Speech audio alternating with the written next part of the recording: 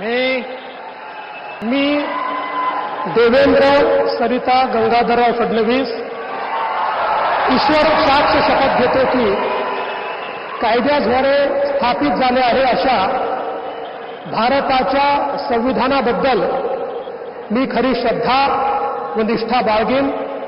मी भारताची सार्वभौमता व एकात्मता उन्नत राखीन। मी महाराष्ट्र राज्याचा मुख्यमंत्री म्हणून माझी कामे निष्ठापूर्वक व सत्सद विवेक बुद्धीने पार पाडेन आणि संविधान व कायदा यानुसार सर्व तऱ्हेच्या लोकांना मी निर्भयपणे व निपक्षपातीपणे तसेच कोणाच्याही विषयी ममत्व भाव किंवा आकस न बाळगता न्याय वागणूक देईन।